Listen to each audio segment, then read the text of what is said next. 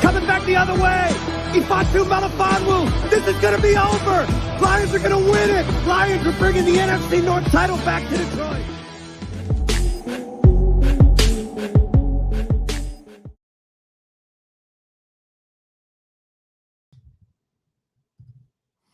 All right. Welcome into the Monday night mock draft party. How's everybody doing tonight? If you guys haven't noticed already, we got some goodies in the mail today. These hats are awesome. Like, they did a really, really, really good job. And the 5950 is where it's at, man. I am so done with those other hats, even though I got one. That's going to be somebody else's tonight. So we'll see who wins the new draft hat tonight. We're giving one away. And I don't know if you guys had a chance to take a look. Hey, Eric, how's it going? We were supposed to catch up today. Going to be a late night tonight. So if you're going to be available after the show, let's try to catch up. So, hey, if we're talking about the video that I just posted, just for a minute, the toxicity that runs rampant through Detroit fans, I cannot believe this. Like, if what Jeff Risdon put out there is fully accurate, and we've seen it. We've seen all of the hate, that's been out there about this player, that player. I mean, it's Jared Goff this day and it's somebody else the next day. I mean, who would want to play for a team that has fans that'll turn on you in a heartbeat? And I want to say that it's really been an issue in Detroit for a long time. We are too quick to judge. We're too quick to throw these players under the bus for no reason. It's got to stop, for one. I mean, there's nothing wrong, like I said in the video, with being a passionate fan. There's nothing wrong with having an opinion. There's nothing wrong with being critical. But at some point, I think that there has to be a moment where you kind of take a step back and then you recognize that individual for all of the great things that they did for the team, because Josh Reynolds did a lot for this team, a lot more than we'll ever know. But as the leader of that wide receiver room and the veteran of that wide receiver room, I'd be willing to bet just about anything that he's been very instrumental in helping Amon-Ra St. Brown figure the league out. And I'm not saying he made Amon-Ra St. Brown into the receiver he is today, because that's Amon-Ra's dedication to his craft and the way that he goes about his business. But I don't care how good you are. You still need a mentor. You still need someone to show you the ropes and someone to help you figure out a few things, whether that's your quarterback or, other players in the locker room. Hell, it could even be a defensive player and you're on offense that could help you learn a few things, from a cornerback's perspective. Hey, I see you doing this. Maybe if you just did this, you could mask what you're doing a little bit easier. Maybe you might catch that extra 6 inches of separation you need. Never thought about that. Let me give that a try. And he goes and busts for 180 yards in a game. Happens all the time. You won't hear about it all the time. But Josh Reynolds was an instrumental piece to this team. And, I really believe that too many people got down on him because of the one catch that he missed, the one drop that he had. But you guys forgot about the other 150 balls that he caught in the last 3 seasons that really helped this team get to places and stay relevant. And especially this last season, he contributed in a big time way. Look, his team wouldn't have been fighting for him to get his, $250,000 bonuses or whatever at the end of the season. They wouldn't have been fighting for him, if they didn't believe in him. Absolutely. So we gotta take a step back sometimes. Yeah, and I'm with you there, Eric, too. I mean, I kind of said the same thing in the video that I think that there's a lot of different types of fans. And I mean, let's just face it. We've got a brand new version of fans that are brand new Detroit Lions fans in the last year. I mean, the bandwagon is full. Like, we've picked up a ton of fans all over the country, all over the world now. And that's a good problem to have, but I think it also comes with its, I don't know how to say it. It comes with its, I don't know, maybe not so good fans. That's a terrible way of putting it. I'm out of adjectives. But anyway, look, let's just be better fans. I mean, I was almost getting choked up there at the end of the video because it's been such a long time since we could sit here and say that we are good. Like, we're going in the right direction. We may not agree with everything. We may have some great ideas, but at the end of the day, we got to sit back and watch it on TV just like everybody else or be there, but be part of the journey, be part of the ride. And I'd rather be part of the positive ride than the negative ride. That doesn't mean I won't be critical. I promise you I will be, because that's just what I do. I get deep off into the analytics and the stats, and I do a lot of research, as you guys well know. And that's where, my critical comes from. My, critiques are from a place of positivity. I promise you. It's, what I see is not the answer either, though. I mean, I'm not a GM. I don't work for the NFL. I don't have a position like those guys. So if I was in their position, I may have a totally different idea because you're in it. I'm looking at it from a surface view. I'm not in it to win it. I'm not in the room. I'm not making the decisions that these guys have to make. So, all right, let's welcome everybody into the chat. See how everybody's doing tonight. Got some new names in here already tonight, man. I love it. Oh, and I got a confession too here. I'll get to in just a second. So we got Colby Stacy in the house. Tracy moderating tonight. Lone Wolf, Eric Rentamaki, home of the Uper Lights. Dude founded a rock. Changed his life, man. Incredible story.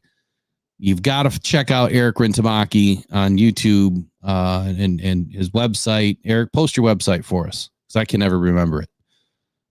Peter Van Larhoven, Warren King. Coolest damn rocks I've ever seen, too.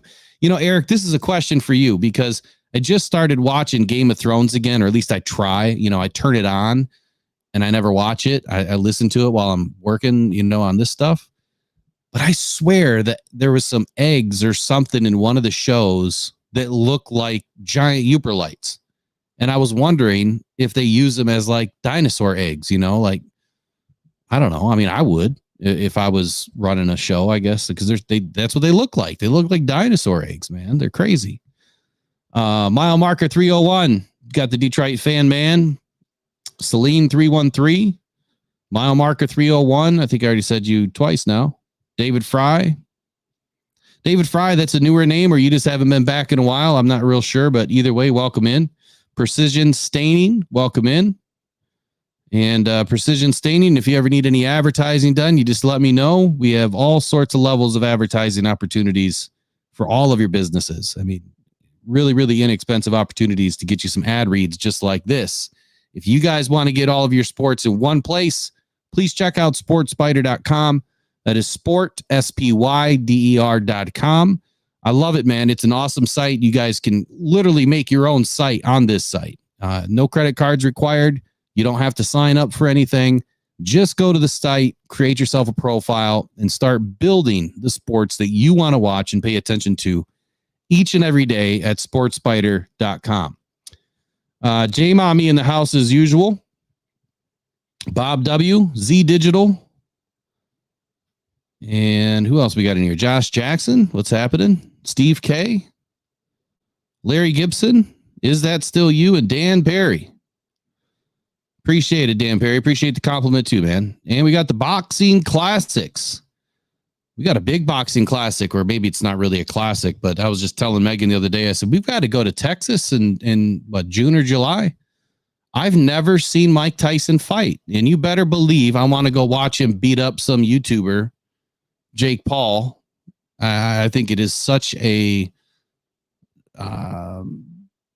error of judgment to be fighting. You know, this fight is just a disgrace. It's how I look at boxing. I used to box. I used to do Golden Gloves when I was younger. And I don't know, I loved it. And it was good when I was young and healthy. It was fun. But it's such a disgrace what they're doing to that sport. And it's all about money. It's nothing like Jake Paul is not fighting real fighters. And I'm sorry, a 58-year-old or 60-year-old Mike Tyson is not a real fighter, but I would never fight him. I would never want to piss that guy off because he can still throw a punch. So I want to go down there and I got to watch Jake Paul get laid out because you awaken the beast that Mike Tyson is, man. Good night. I hope it happens. I really hope it happens. I hope it's just a good fight. You know, I hope you can't really tell that it's a giant setup because I believe it's a giant setup. I really do. Anyone heard anything about what, Bob W? What are we talking about? Yeah, so there's a couple of topics we'll get to right away. Now that I see what, Bob W was just talking about. So Cam Sutton, he was released on his own recognizance, which this was big development. How do you go on the run? At least what we speculate was the run. I mean, could he have just not known that he had a warrant until the 20th? And then just found out about it on the 20th. And it took a sweet time to turn himself in. Possibly. Very possible. But being released on your own recognizance, I mean, that's craziness. Especially for somebody that has the type of, funds that he has and availability to do whatever he wants to do. So I don't see him as a major flight risk, I guess. But if I were in the law's eyes, I'm like, yeah, you're probably a flight risk, man. Like, what's wrong with you? But I think what changed is the fact that he's only being charged with one misdemeanor. I mean, this was felonious assault, or a felonious something. It was an aggravated battery by strangulation or something like that. I mean, that just doesn't make any sense. How you now only get a misdemeanor. So I think charges are probably dropped and the state may not be picking it up. I don't know. Have no idea. But to your question, yeah, there's some things flying around that Cam Sutton, and it was by good sources too, like Sports Illustrated and others. This was not like, April Fool's Day stuff. So, and that would be a terrible joke anyway. What else? Jake Bates. So the kicker that kicked a 64-yarder for the Michigan Panthers, he was contacted by the Detroit Lions. I found that very interesting that they do see an opportunity for this kid. He's got a heck of a leg, man. Heck of a leg. So what else is going on? And I don't think that Cam comes back to the Lions either, by the way. I think that it's a done deal. I'm just beginning to wonder if he's going to have a shot with another team, or if the NFL is going to allow him back in. Or, I mean, did a lot of people, blow this up, make it a little bit bigger than what it had to be? I mean, I think the severity of the alleged crime was big enough. I think that whatever happens here, domestic violence could be a misdemeanor. I don't know if that's a fact, mile marker 301, but strangulation is not. That is not a misdemeanor. That is a minimum 5-year felony, or maximum 5-year felony for your first offense. So domestic violence is different. He wasn't being charged with domestic violence. He was being charged with aggravated battery by strangulation. So big difference there. It is basically attempted murder. I mean, if you could look at it that way, I mean, anybody that would want to strangle you, they believe that they own you. At least that's what I read to you guys from the doctor. Or maybe I didn't read that to you guys on this show. But anyway, one of the doctors said that anybody that strangles somebody, they feel power over you, and they feel like they can take your last breath, like they own your life because they could take your last breath. And that's powerful stuff. It's scary stuff, but it's powerful stuff to think about it that way. And I'm not saying Cam Sutton some crazed lunatic, but there's some crazed lunatics out there that do some wild stuff. Yeah, that is pretty deep, man. Salim 313. It's misconduct in the league's eyes. Yeah, unfortunately, they did put some rules in place, though. First offense is a 6-game ban. Second place is a lifetime ban. So I would say he's going to get at least 6 games no matter what. But we'll see. I am done with Cam. I'm done talking about it. It's just too, I don't know. It's just not positive. It's, goes back to the toxicity, right? I'd rather not spend my time in toxic, negative jargon and garbage. I'd rather spend it on positive. And when you're critical, that doesn't mean you're toxic. There's a difference there between being constructively critiquing versus just being negative Nancy, Karen, toxic. You know what I mean? Jake Bates contacted by the Lions. I'm interested to know if he's actually going to get a tryout. The word was he was inquired. And I found that to be an interesting word. But from Pride of Detroit, their headline was Detroit Lions inquire about the heroic Michigan Panthers kicker. I just found the headline kind of odd, but anyway. So apparently there was several teams who have already inquired about Jake Bates. And look, he's a hometown kid right now. He's in town. Like, you've got the first shot at him. I don't know exactly where he comes from. I don't know where he's from exactly. I know he went to Arkansas, and then I think Texas Tech before that or something like that. But man, Bates did sign with the Houston Texans in August of 2023. He played in the preseason opener against the New England Patriots. He went 2 of 3 on extra points, and he was waived 2 days later. So look, if you're going to come into the league and miss extra points, that's a problem. That's a big problem. But the way the Lions go for it all the time, it seems like, I think that this kid will be just fine. But we score a ton of points, so he's got to hit those extra points. Has to. But the Lions have openly said that they want to bring in more kicker competition this offseason. They re-signed kicker Michael Badgley in February, but Badgley has struggled from long distance. Badgley is just not trusted over 50 yards, and his stats speak to that. I'm very surprised that we keep having this open door issue, or swinging door issue in Detroit, where we just can't seem to lock down a kicker. And maybe that'd be a good topic for tomorrow, Eric. I don't know. Talking about kickers, we went darn near 4 decades with like 4 kickers. I mean, that was an incredible run. Matt Prater, Murray, Jason Hansen. I mean, just between those 3, I want to say that was about 30, 34, 36 years, somewhere in that neighborhood. An incredible run. Incredible. We need another one. We need another guy that can stick around for, 5-6 years. And yeah, we could draft one, Boxing Classics. We absolutely could. The problem is I think that you're going to face the same thing that you are right now. Is you've got a college kicker that maybe he did pretty well in college, but you just don't know if they're going to be able to make the transition with the pressure and everything else. At least Bates right now is playing on a semi-pro team. I mean, they consider it professional football, but it's not. It's semi-pro.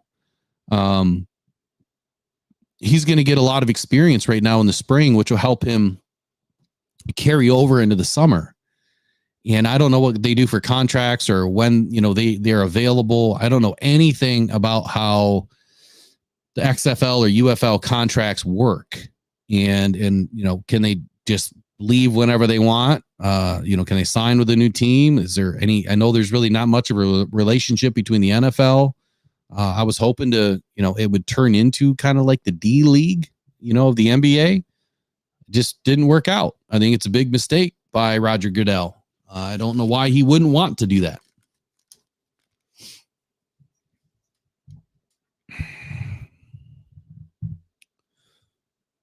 All right, let's see here. Bates was on Pat Mack's show. Yeah, I saw Destroying was on there today, and the punter that threw the touchdown to the center was on there today. I didn't really catch all of it. But my confession, so 2nd round mock draft or the 2-round mock draft, I don't know what I did with my file. Everything that I did last week, you guys know I had a lot of problems with my computer. I swear I stored everything in the cloud and it disappeared. So I started working on it late today when I realized it's gone. So we're going to do some of it live. You guys are going to see me work on some of this stuff live. We're not going to be, I'm not going to be having you guys take the picks, but I'll kind of walk you guys through it in what I'm thinking.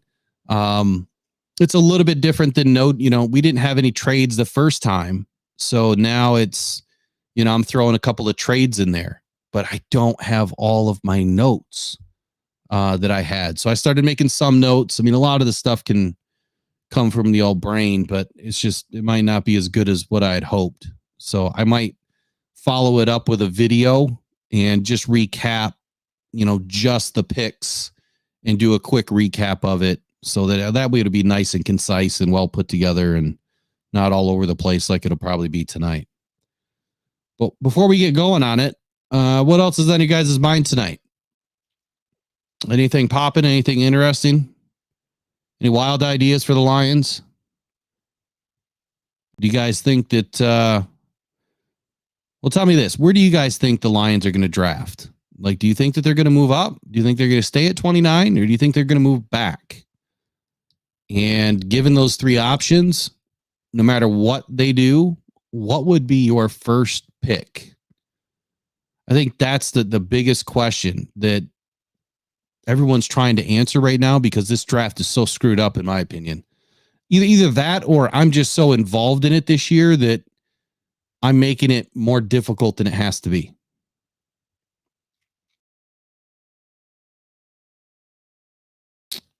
Peter, I hope so. So Peter's question is, Will, do you think that Brad is going to go more all in this year by using 2025 draft picks? I hope so, but I hope he uses 2026 as well. We have seen where some teams have already done some deals utilizing 2026 draft capital. And I think that is a excellent idea. Like, let's not put all the eggs in one basket in one draft, but maybe a couple. And let's see if we can't, either renegotiate where you're lined up to pick or add an extra pick where you think that you're going to need that pick. What about Tutu Atwell? What are we talking about with old Tutu?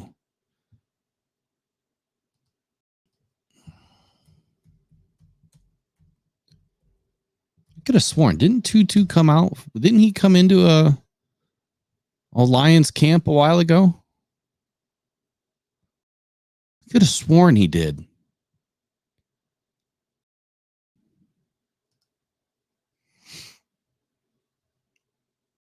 Writers are saying the Lions are interested. Interesting. For what? So Tutu Atwell. Let's take a look at this guy. He's 5'9". I mean, the guy is tiny. I guess if he runs a blazing 40, they'd probably be interested if he can, be a punt returner, kick returner, especially with the new kickoff rules. I think that would be, an interesting move. I think that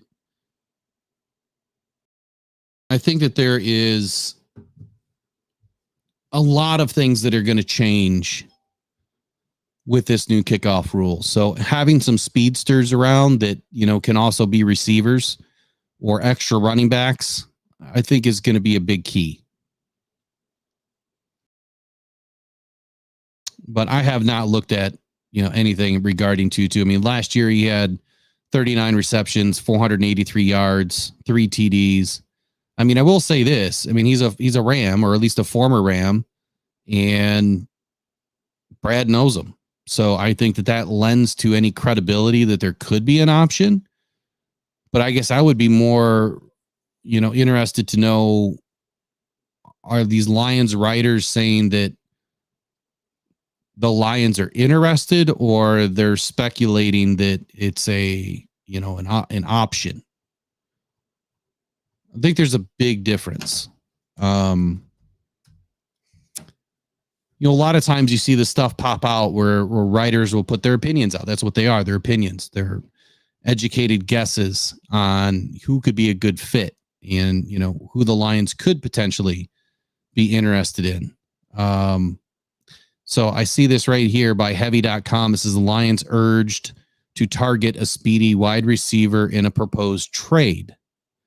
So, and they're talking about Tutu Atwell. And that was by Bleacher Report's Maurice Moton. I guess and the article is by Dave Holcomb. So I think that's, interesting that, that they're thinking of the same way I've been too, is there's probably going to be a bigger potential to get a receiver in this draft more now than ever because of the fact that the kickoff rules have changed. And I don't know. I don't know if you really want to put JMO back there. I mean, do you really want to take a chance of him getting hurt again? I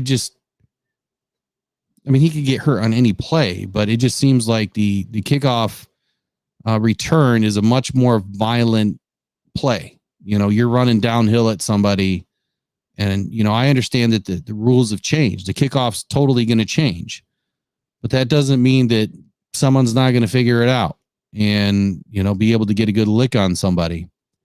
I just don't know if I would, even though JMO's been a returner, I just don't know. And shoot, Dan Campbell said last year that he was considering putting JMO back there to return punts and kicks. And Lions fans completely melted down, me being one of them, because I'm like, that has got to be the dumbest thing I've ever heard, Dan. Sorry. Like, let the dude just get back to playing football before you put him in harm's way. Thankfully, it really didn't happen. So,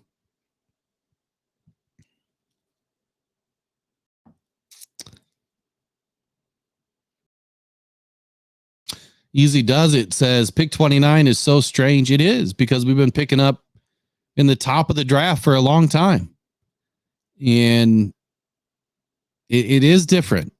but I think it's going to give us an opportunity to be more unique.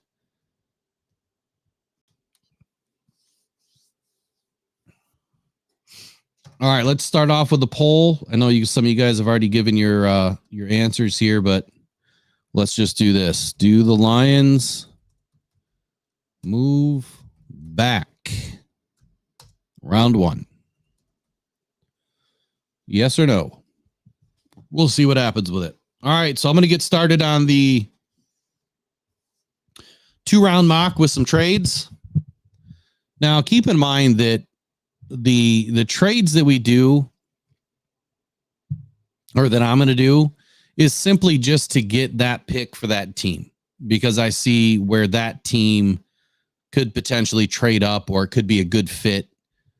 The trade capital really doesn't matter a whole lot unless I'm giving away a 2nd-round pick in this year's draft, which is obviously going to affect this draft.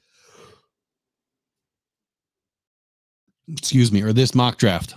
Got the case of the yawns now for a straight week. All right, let me put this on the screen here.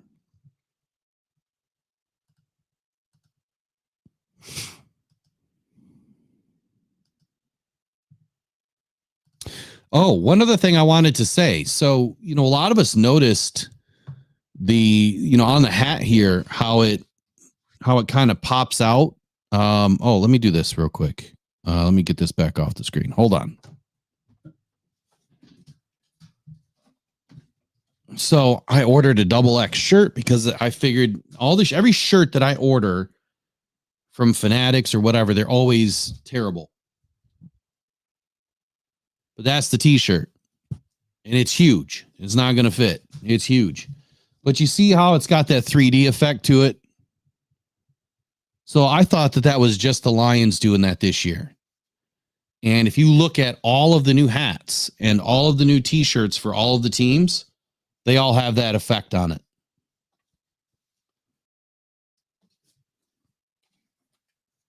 And this is a very, very high quality shirt, like extremely high quality shirt. This is all thicker. Like you got 2 print and then you got this one big patch here on the top. It's like rubber, vinyl, something, but XX is definitely huge. So I need to go back to my regular size. But it's a nice shirt. Really, really, really, really nice shirt. And I also thought that they were black, and it's not. It is more of a gray color. Like this hat is more of a gray color. So again, are we going back to grays, but darker gray? And I've already, was under the impression that there's a little bit of star and stripe action going on, but now it looks like we're doing some dark gray. At least that's the impression that I'm getting by the early release, of the hats in the t-shirts and everything else. Yeah, these were on Fanatics, but it's NFL. It's actual NFL gear.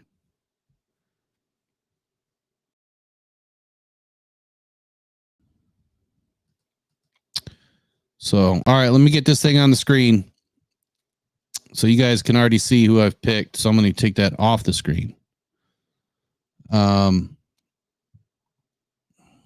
It doesn't look big enough either.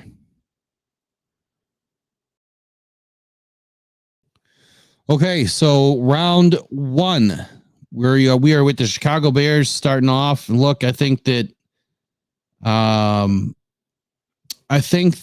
the Bears are obviously staying where they are, right? They've said that they're not taking any offers. They're not interested. That's fine. I think that could also just be a way of saying, look, don't even come at me with some petty offer. I want something big for me to give up the number 1 overall pick. And to be honest with you, because they're picking at 1 and 9, I think the Bears are making a big mistake. I think that they should be shopping at number 1. I don't believe that if they take Caleb Williams, Jaden Daniels, JJ McCarthy, or Drake May, I don't think it matters. I really don't. I don't think that you're really going to see that much of a difference between, those 4 quarterbacks that is really going to, I guess, make the difference on your team. And I know each one is a little bit different. They each have, a different set of skills that are better than the other, or, close to the other. But I just feel like it's a crapshoot anyway. Like only one of these guys is potentially going to be good this year anyway. And one of them could sit depending on what team they go to.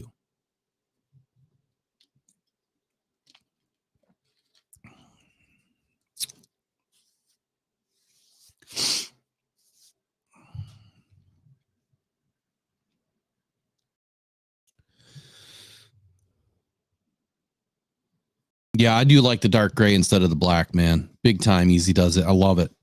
Dark gray is one of my favorite colors, and it just doesn't show well on camera for whatever reason. It just doesn't look the greatest. So anyway, I'm back to pick one here for the Bears. Obviously, they're taking a quarterback. I can't imagine that they're not. And last time we did this last week, I went with Jaden Daniels because of the whole Caleb Williams drama. I just think the kid is a giant headache. I think he's a big Hollywood drama queen waiting to happen. I don't care about the painting of the nails and the wearing the lip gloss and the pink cell phone case. Doesn't he have a child? Like, doesn't he have a daughter? I mean, fathers do that kind of weird stuff for their daughters. It's just part of being a parent. Maybe he doesn't give a rat's, what, being out in public and, still having that stuff on him from when he was, I could have sworn he has a daughter, but maybe not. So anyway, this week though, I'm going back to Caleb Williams because I think the Bears are just dumb enough to take him. I really do. I think that it's inevitable that they're going to take Caleb Williams. I think it's a bad idea, but let's let the Bears make the bad choices. So pick number one is Caleb Williams, of course. Now, this is where it's going to get interesting because at number 2, you have Washington. And I'm not showing you guys my first 12 picks here because I started putting them in. I don't want to give it all away. At number 2, you have Washington. Now, obviously, they need a quarterback. And I think that drafting Drake May is a no-brainer. When I look at his stats and what he's been able to produce, I feel really highly about Drake May. And I still feel really highly about Jaden Daniels. I think that Jaden Daniels could be, sitting there at number 2 and he's worth the number 2. I think that Jaden Daniels would be just fine. I don't think that, that really nasty elbow picture that you guys have seen, I thought it was highly digitized and edited. But after learning about the condition, it just looks like he's got some swelling coming off of his elbow. And maybe the way that the picture was taken, it just makes it look way worse. But I watched a video today of a doctor kind of going through it all and what it means. And at the end of your elbow right here, you've got that bursa sac that is probably just full of fluid. I mean, he could have taken a helmet to the elbow and it's just really inflamed. If he's past his medical, I don't think that anyone's really going to worry about it. They may be doing some extra arm x-rays now or MRIs or whatever to take a look at it. But I'm not too worried about Jaden Daniels until we hear differently. The guy's 6'4", 210 pounds, Heisman winner of 2023. I wrote this whole thing on him, but I'm going to save it for the next one because he's got some really impressive stats. But I'm going to wait till the next mock draft, and we'll talk a little bit more about the quarterbacks in depth. I think it shapes the beginning of this. You know what? Let's just do it right now. I think it shapes the beginning of this draft. And I think that there's going to be a change in this draft, and it starts tonight with my mock draft. So Jaden Daniels, look, this kid is absolutely exploded onto the scene. And, after he transferred from ASU, he just had an incredible season or two at LSU.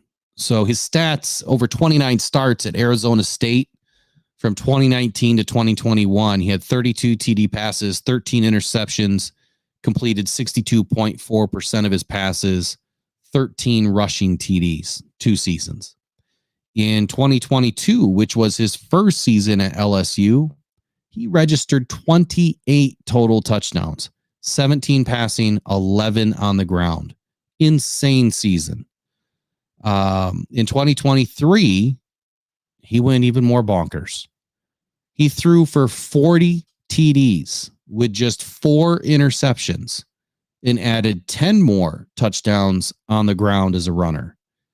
Absolutely insane numbers. And he's going up against some of the best competition out there. So in total, his stats for, over 26 starts at LSU, he ranked number 1 in the country in total QBR last season, 95.6, 57 total TDs to 7 interceptions, completed 70.2% of his passes, 21 rushing touchdowns in 2 seasons. And in 2023 alone, he completed 72.2% of his passes, averaging 11.7 yards per attempt.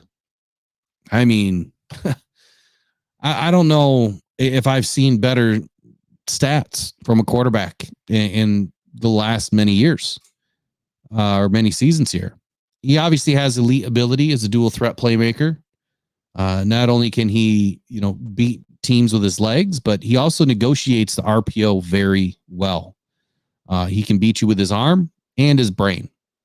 He cycles at a very high level. And what I mean by that is when you're going through your progressions and you're cycling through, he does it at a very high rate. He gets through those progressions very quick. He impressed me, obviously everybody on tape with the way that he can run through contact. He makes defenders miss. He always seems to be in control and under control, honestly. His body mechanics, his balance, all of that stuff is really impeccable. And he takes care of the football. So the guy doesn't put the ball on the ground, doesn't fumble the ball, doesn't give up too many negative plays. Career interceptions, he had 20 out of 1,438 attempts. Insane. Just insane. His awareness, by the way, it's not something you see very often. He sees the field very well. He utilizes what I call high caliber pocket awareness to make snap sharp decisions without second guessing his spot. And the spot is, where he's going with the ball, which obviously benefited him nicely, leading to, 35 of his 40 TDs being thrown from the pocket. So clearly he's comfortable inside a pocket, whether he's under pressure or not. He's very comfortable, which for someone that is also a dual threat quarterback, that you're also getting a pocket passer. And that's the difference with some of these quarterbacks that, they're dual threat, but they're always making their throws on the run or outside the pocket, where you have a, higher propensity, one, get injured, get sacked, throw an interception, fumble the ball. Once you get outside the pocket, your chances, the percentage of something bad happening goes way up. And so for Jaden Daniels to be able to show us that he can do it from the pocket is why I'm so high on this kid. Obviously, it did not hurt that he had some pretty elite receivers on his team, Malik Neighbors and Brian Thomas Jr. And, I think that those players also benefited from Daniels. I don't think it was a one-way road here. I think that those two receivers benefited highly from what Jaden Daniels was able to do and how he was able to negotiate the field and vice versa. I mean, clearly they're top athletes. They're both going to be first-round picks. And all three of them together in the first round. I think it's going to be awesome to watch this year in the draft. Look, Jaden is flawless at directing an offense. He really is. He doesn't make too many bad choices or bad decisions. And he really didn't minimize any opportunities that were presented to him by the defense. So he takes advantage of whatever he can. So at the end of the day, look, I think that Jaden is a top 2 quarterback in this draft. I really do. He may not get drafted that way, but that's okay. Wherever he lands, whoever he lands with, just like any other quarterback, as long as he has a decent offensive line and a couple of weapons to throw to, I think that Jaden's going to surprise a lot of people. And you're going to hear me say that a lot tonight, because there's been some, character flaws or performance flaws from some of the other, athletes in this draft that we have questions on. And that'll be actually my next quarterback, which is JJ McCarthy. So JJ, he's starting to grow on me a little bit, but I'm still concerned about a few things. My biggest knock on JJ is not obviously where he played football. I could care less because now he's a pro. It's not that. It's the fact that he only attempted 10 passes in the national championship game. And he only attempted 22.1% of the plays in 2023 as pass plays. That's what concerns me. So what does that kind of tell us about his arm talent? Not much. You really can't see much. But during his pro day, man, he threw the ball incredibly well. And I think he really helped himself out. But I just, the one thing that I have a question on is in the tape, I'm not finding a bunch of tape where JJ's scrambling to make that really tough throw. It seems like when he scrambled, a lot of times players would be open, whether that was him scrambling, helping his player get open, or, the player works back to the quarterback like they're supposed to find an open spot to sit down. I just didn't see a whole lot of tape where you could trust JJ outside of the pocket, making the difficult passes at a rate that gives you comfort in his ability to scramble and keep his eyes downfield. That's the biggest knock that I have. So it has to be more than just legs on JJ, which, he often tucks and runs. He sees the field, he makes a decision, and he goes. And that's what I want to see differently from him. I just haven't found the tape yet that shows me that. That might be one of the questions that, some of the other scouts have had. Where's the tape that's going to show us what you're willing to do when things break down and you don't tuck the ball and run, but you have to make a throw. And that's a big question, because that's a big part of the NFL on every single play. Jared Goff gets berated for it, right? A lot of people say that he doesn't do well under pressure, but he's actually one of the better quarterbacks under pressure, getting the ball out in under 2.6 seconds. So that's what I'm looking for. That's the comparison I'm trying to make, is what are you doing inside those few seconds without running?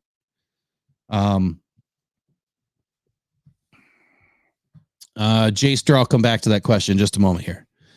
So JJ, back to JJ here.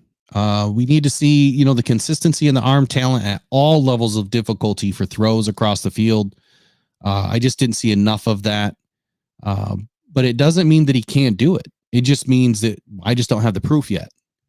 And it also, well, I guess before you say he has done it, because I'm sure a lot of you would say that, he has done it, one or two times in a few seasons is just not enough, especially from a scout's perspective. They want to see repetition and consistency.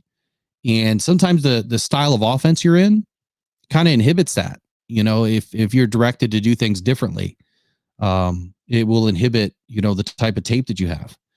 Now, here's the good thing. He did finish top 4 or 4th in total QBR in 2023, and he did show very good accuracy. One concern that came up on some of the scouts lists was level of competition. And what they meant by that was U of M's strength of schedule was 47th in the FBS out of 130 schools. And that was like the second year in a row that it was in the, second tier of strength of schedule. So they're worried about, the talent of the defensive line. Is the defensive line good enough to put the right kind of pressure on JJ to make him a better quarterback? So I don't know. I mean, I don't have an answer on that either way. I think it does give you a little bit of pause for concern when you evaluate the caliber of the defensive backs, though.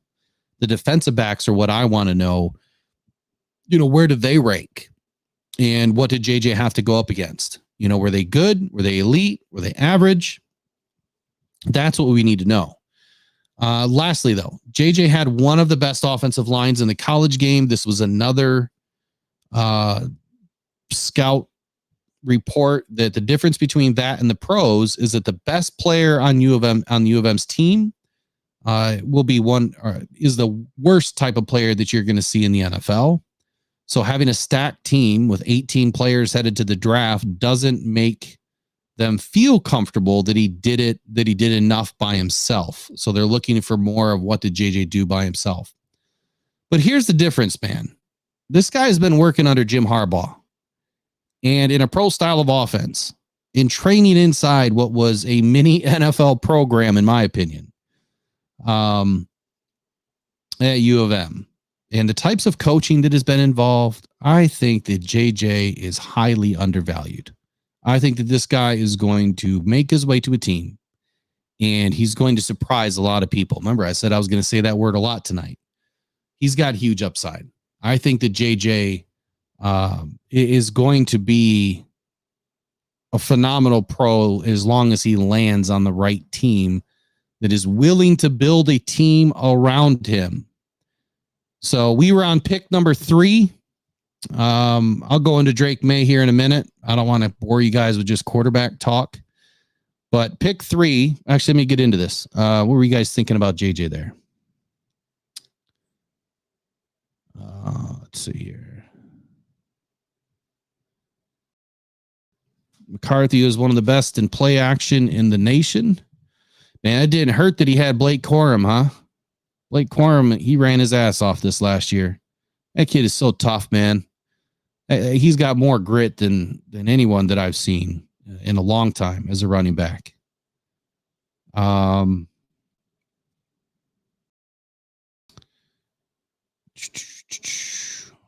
Hey, what's happening, Better the Hunt? Glad to see you in. From the Rockies, huh? What you doing up in the Rockies? JJ needs to sit a year. I could agree with that. It's definitely a lot harder to tuck and run in the NFL. I would agree with that too. Yeah, look, if Corum fell to the Lions in the 5th, 6th round, which I don't think he's going to go that far, I'm not saying that I would be mad of him joining this Lions team because he would definitely be a great option to fight it out with Netflix there. And I don't think Netflix is going to win that one. But anyway, oh, that's right. I forgot about that. You live amongst the Rockies. So anyway, Patriots, pick number 3. Like I said last week, this was the tough one because the Patriots needed a quarterback for sure. And I also said that, for Washington last week, it was too early to take JJ McCarthy with all of the extra attention that JJ got after the pro day. And with 2025, all of the future prospects that'll be coming out in the draft or draft eligible, like Jalen Daniels, Jalen Milroe, Graham Mertz, and Shedeur Sanders, I thought that maybe the Patriots would address the offensive line first, and get ready by grabbing Joe Alt. That's what I had last week. But this week is the second coming of Tom Brady. JJ McCarthy goes number 3 overall to the Patriots. I know it's a little bit of a reach, but I really see a big fit here. If the Patriots want to get off to the right direction, in my opinion, they would trade out of pick 3 and get themselves in position to be able to grab JJ in the top 10. So if they could slide back 3, 4, 5 spots, somehow stay ahead of the Vikings, they'll be able to grab JJ McCarthy and have their second coming of Tom Brady, except in this case, JJ McCarthy is actually ranked pretty high, where Tom Brady was a nobody and nobody had a clue what he was going to be. And then he shocked the world. I don't think it's going to be that dramatic for JJ, but I do see some great attributes in JJ that just need a little bit of patience and time in the NFL training facilities. He'll be just fine. Number 4. So far, no trades. Number 4, Cardinals. This is where I think that we're going to have our first trade tonight. And this is where I selected Jaden Daniels. So I think the Cardinals are going to trade back with the Vikings at number 11. So once the Patriots decided to grab JJ McCarthy, I think that the Vikings go hard here and move up. I think that they're going to be I think everyone's going to be a little bit shocked that the Patriots probably take JJ McCarthy. And that's where the Vikings are going to make a hard move to move up. I don't think that they're going to move until, something happens. And I think that this is where it's at. Yeah, I hear you, Locksmith. Like I said, last week I had Joe Alt. With Jaden Daniels going to the Cardinals, going to the Cardinals. No, the Vikings. I'm sorry. With Jaden Daniels going to the Vikings, I think that it's pure chance right now. I think that Jaden Daniels is going to have to be valued higher than Drake May to get taken in the top 4. This is my opinion. Just my opinion, though. But you know what those are like. Everybody has one, right? All right, so number 5, Chargers. So right now, Cardinals traded back to number 11. Vikings move up and take Jaden Daniels at number 4. Number 5. Hope the Vikings aren't that lucky. Well, they've got some extra draft capital to move, and I think that that's exactly what they're trying to do. If the Vikings don't move, I would be surprised, but then I wouldn't be surprised because where they're picking, they're going to be able to get great players no matter what. So Chargers are on deck next. Your favorite head coach now, Jim Harbaugh. If you're a U of M fan, look, Jim does it right. He wants to see a powerful offensive line, defensive line, and then he builds his team, right? That's what you've seen him do at Michigan. He wants to have the power up front, the big guys up front. And once he feels confident, he starts to assemble his pieces. Last week, I said that Byron Murphy would be the first defensive player off the board headed to the Chargers because, they've got some aging contracts. They're going to have a few holes here. I mean, they had to do a lot to keep Bosa and Mack around this year. And I don't think that they're going to be able to do it next year. And they've got aging contracts. So I think they're going to be looking to address the defensive position first with a high draft pick. But in this scenario, in mock draft, what are we on? 3.0, 2.0? I don't remember. In this scenario, the Chargers now trade back with the Cardinals. So the Cardinals move back to 11 with the Vikings. Vikings move up to 4. And now the Chargers go back to 11. And the Cardinals move back up. Now, what did I do? So I had the Vikings give up, obviously, their first pick their first pick in the first round this year, which was 11, and their first pick next year to move up to number 4. And I think I threw in a third round this year. For the Cardinals, I think I had them giving up, obviously, a pick swap first round and pick swap second picks. So I think that they went from 37 to 35. And then also giving up, I think it was like pick 66 or something like that. See, I wish I had my sheet because I had it all written down. At any rate, it was like the Cardinals giving up a first and a second to move up to pick 5, but they gained a first pick in 2025. So really, they're giving up a second for a first, only really moving back one spot, which would be to pick 5. And they get their guy, Marvin Harrison Jr., wide receiver, goes to the Chargers. Now, I still think that the Cardinals are probably going to look for a receiver, but I think that there's not a bad pick that they can take outside of a quarterback, which they don't need. They could take anybody right here. They could take offensive line. They could take defensive line. Hell, they could take a corner. They could take Brock Bowers. I don't think that there's a bad pick at pick 5. So, all right. So now the Chargers are picking back at 11. Go to the Giants at number 6. And this is where we're going to see our first defensive player come off the board. It's a little early. Or last week, it was our first defensive player that came off the board.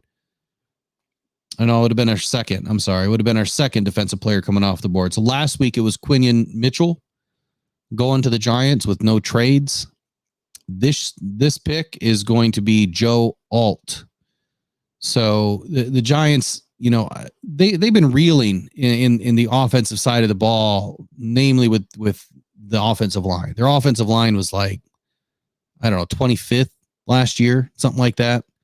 If they really want to have a chance with Daniels, they need to protect him.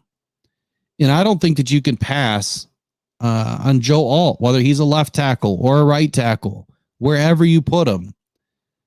I don't think that you can pass on a generational player like that, because when you do decide to move on from Daniels, you're going to want to have a bookend like Joe Alt there to protect your new quarterback.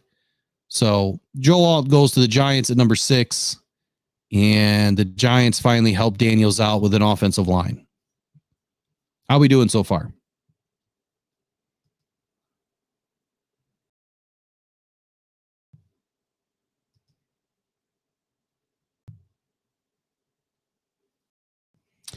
All right, so next up, we've got the Titans.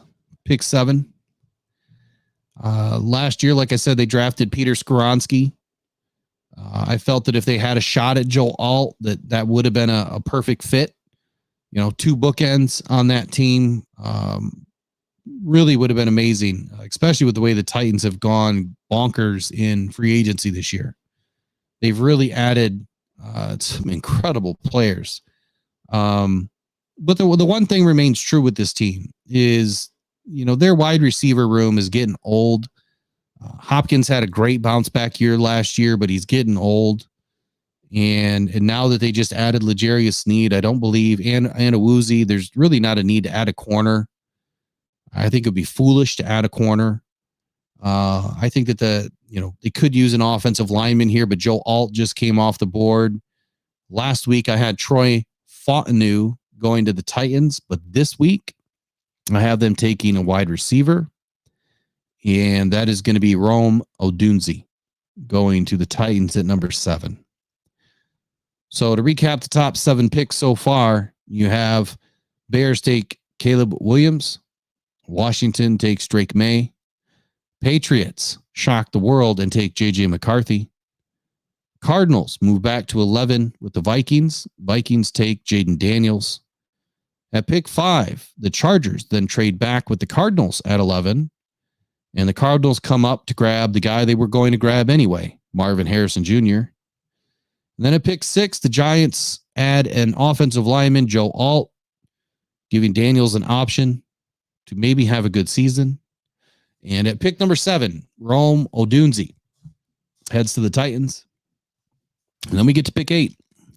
Now, last week, pick 8 for the Falcons was pretty straightforward. They need some cornerback help. They tried the experiment with Okudah. Didn't work out the greatest.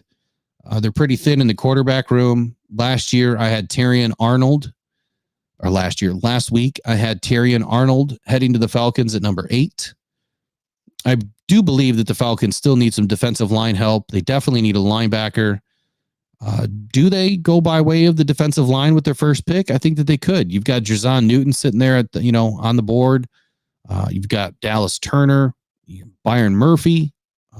Could it be too early to take an edge rusher? Probably not. Would they like to beef up their offensive line? Potentially. You now have Kirk Cousins there. I don't know why people have projected, or why, some, other mock drafts have projected the Falcons to grab a quarterback. That doesn't make any sense to me. They just paid Kirk Cousins for 4 years. Why would they need a quarterback unless they're thinking of using Kirk this year and shipping him off next year? That doesn't make a bit of sense to me. I think quarterback is way off the board for the Falcons. So last week it was Terry and Arnold. This week, different flavor. Quinion Mitchell. First cornerback off the board. Last week he went to the Giants. This week he slides down to the Falcons at number 8. Let me get to the Bears again. They had pick number 1. They stayed at pick number 1. Last week I had Rome Odunze go into the Bears. Obviously, when they had a quarterback, they're going to do one of two things. They're either going to address the offensive line, or they're going to take a wide receiver, in my opinion. I think that's the smartest thing you do with a rookie quarterback. You either help him stay protected, or you're going to help him with a weapon he can throw to. And it would be best to have a rookie that he can blend with. Somebody that he's, on the same wavelength with, learning together. They can room together, which is what I would do. I would room together during training camp and develop that relationship. I would stress it as the head coach. So at this point, I think that the Bears follow suit here. Last week it was Rome Odunze, but Odunze is gone. He is off the board already at where did I send him at? I sent him to the Titans at pick 7. So this time they take Malik Neighbors to the Bears. And man, this is going to be an exciting team to watch as long as they've got a good coaching trio over there in Chicago. Otherwise, it's just going to be a dumpster fire again in 2024.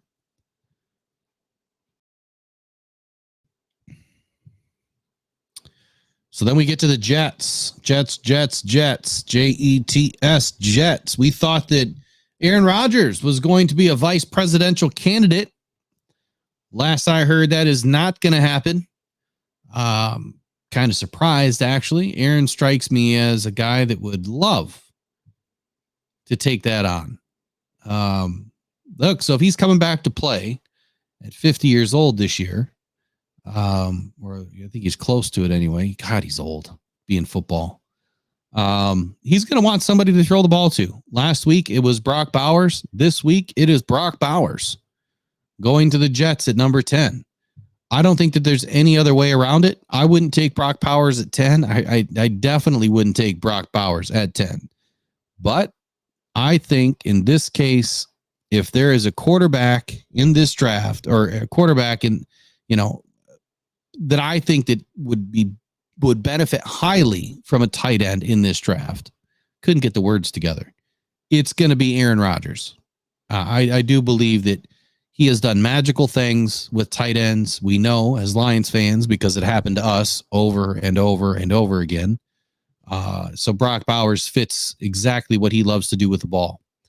And I think that that's where he ends up. I think he ends up a Jet.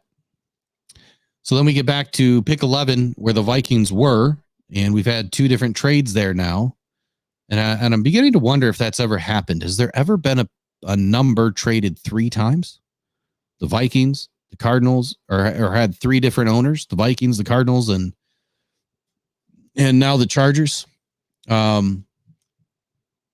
So the Chargers, last week I saw where the Chargers had a great fit, taking Brock Bowers as an option. But I had them ultimately taking Byron Murphy to address the defensive line. I also feel like, offensive line could be, up their alley. As we know that, Jim Harbaugh likes to address offense, defensive line first. But this week,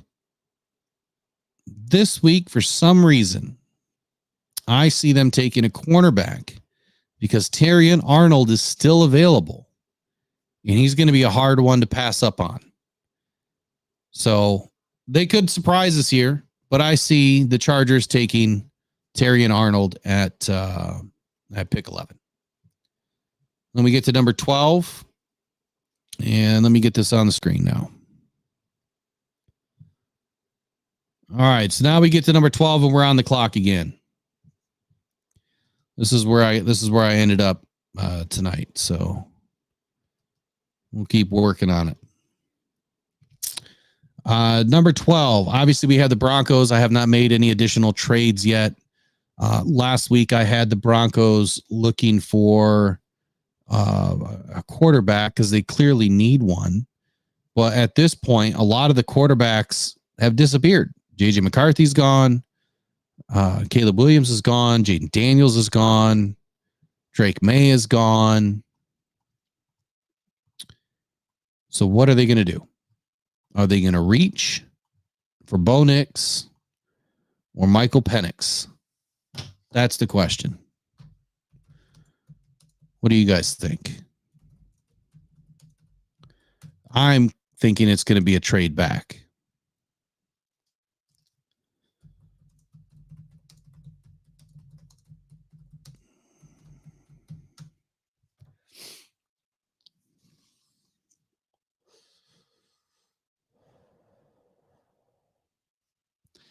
So I thought that there was a lot of injury history on Penix or Nix.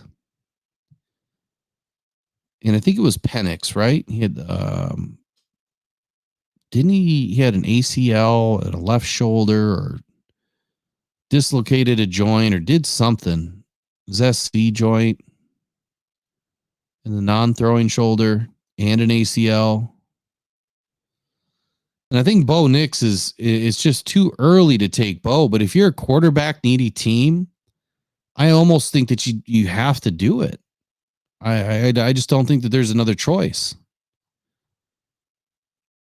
When are you going to be able to have another opportunity to take, a solid wide receiver?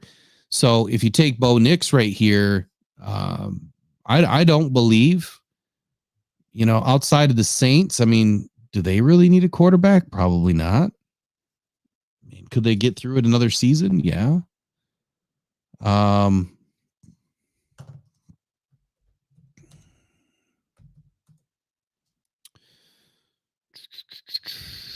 Let's see here.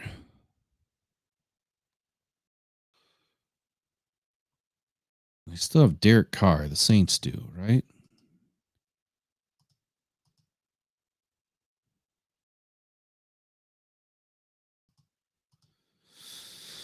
Oh, and before I forget, heart goes out to the Vontae Davis family. Or was it Vontaze? Vontae Davis, sorry. Don't know all the details here, but at 35 years old, just way too young. Way too young.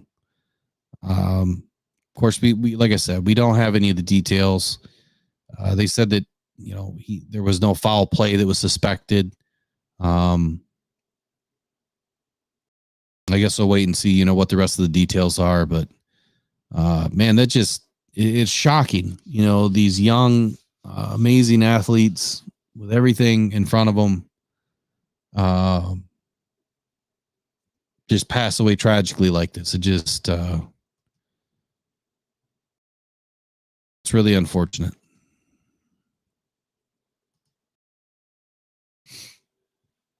All right, so 12 is on the clock. Broncos.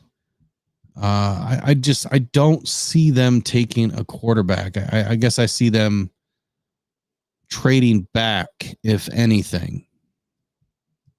You can still get Bo Nix in the mid-20s is my guess. And if the Broncos had a shot to trade back, who's it going to be with? That's the question. Who's it going to be with? Who wants to trade back or trade up? Who wants to trade up right now to grab somebody that they really need? You know who that team is? This is the shocker of the night. It's going to be your Detroit Lions moving up to pick 12. I think that there's a big opportunity here for this to happen for a couple of reasons. But let's start working on the trade here for just a second and see what's available. So when you look at the Denver Broncos, picks here, so we've got 29 and 61 and 73. They have 12 and 76 and then 121. So they have some really big gaps between their picks. I would be willing to bet that they want to gain more draft capital because they're in rebuild mode. Sean Payton needs to rebuild this team. And we know that Dan Campbell, has learned quite a few things from Sean Payton, and he knows how to manage a team, and that's building it through the draft. They made a big decision by getting rid of Russell Wilson, and the only way they're going to be able to recoup dollar for dollar is by adding more draft picks to be able to filter in and reduce that cap hit by adding players that are less expensive. So, in my opinion, I think the Denver Broncos are huge trade opportunities in 2024's NFL draft. I think that someone is going to be able to not necessarily fleece them, but be able to put together a pretty productive trade that works, beneficially. And is Dan Campbell going to get a hometown discount by working with the Broncos? Probably not. I mean, it's really Brad Holmes and their team that are doing these things. Obviously, Dan, is involved in this type of stuff. But here we go, 29 for 12. What is it going to take? This is where I think 2025 draft capital helps. And this is where I think the Lions will utilize a future draft pick. And this is where I believe that the Broncos won't be so mad at, losing basically 17 positions, because they're going to be adding more opportunity to filter all of that dead cap. Let me just see what I already did all this before, but now I got to redo it again. I'm going to see how much this stuff is worth.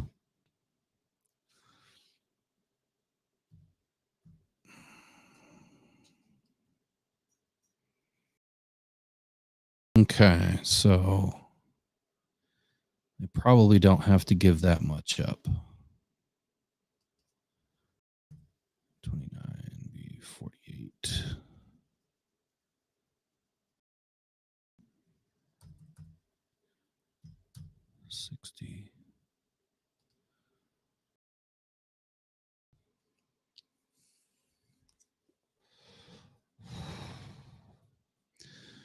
So when I'm looking here at the Denver Broncos draft order, they got 121, 136. So do the Lions give up a first round pick in 2025 to do this?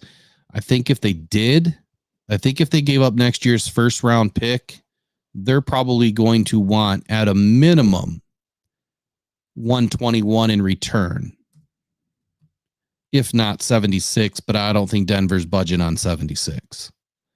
It's a pretty lopsided trade. But if we did 29 and next year's second and next year's fourth, because we have 2 fourths,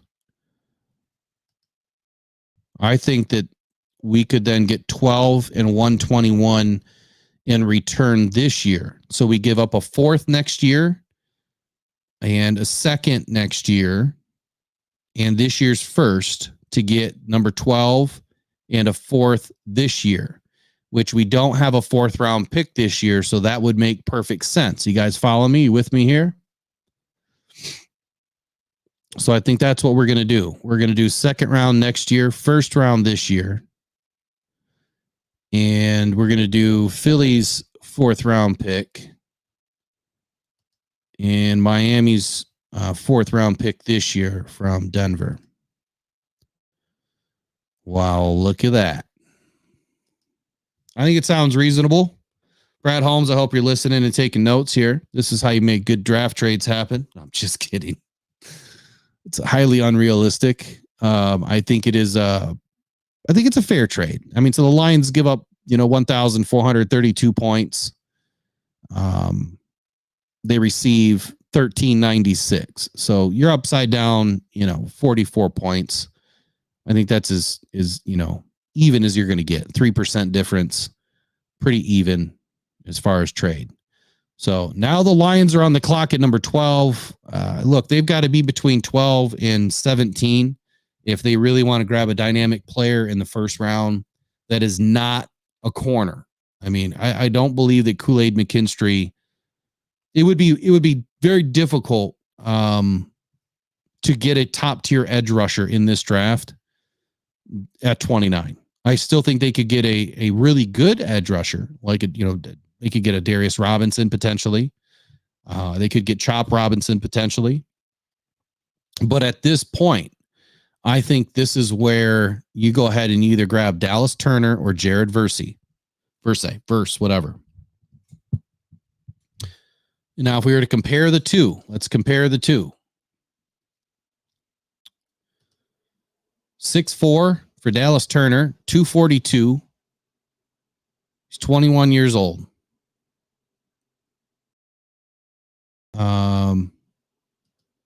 6'4", 242 to Jared Verse's 6'4", 260. So I like his weight a little bit better.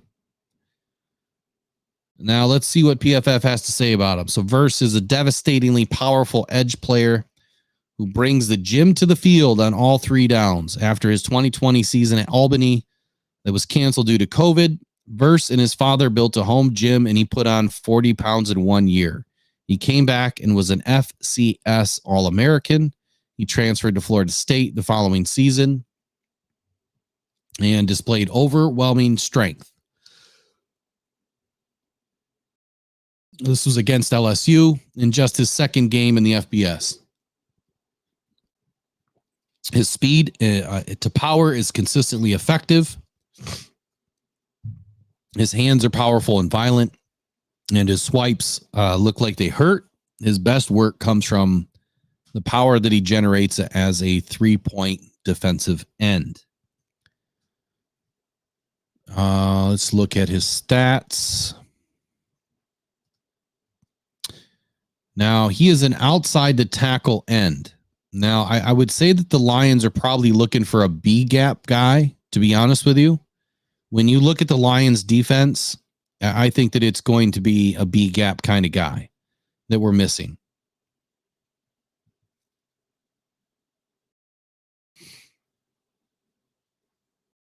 So I'm going to go back to Dallas Turner, and then I'm going to give you guys some information here that I came up with. So he's an outside the tackle as well.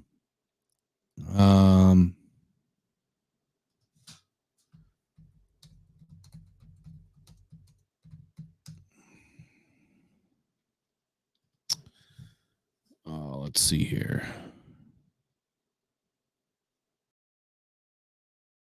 Tackles outside shoulder. It's going to be a 5 technique. Inside the tight end is a 7 technique. Face up is a 6 tech. Then you've got the wide 9.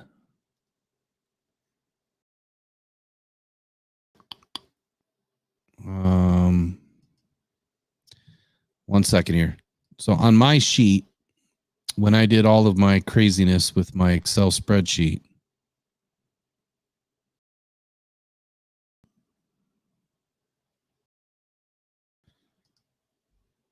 the best overall edge rusher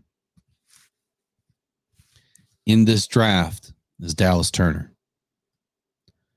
His score by my metrics and the score, the table that I put together, which is still a work in process, he was 36 out of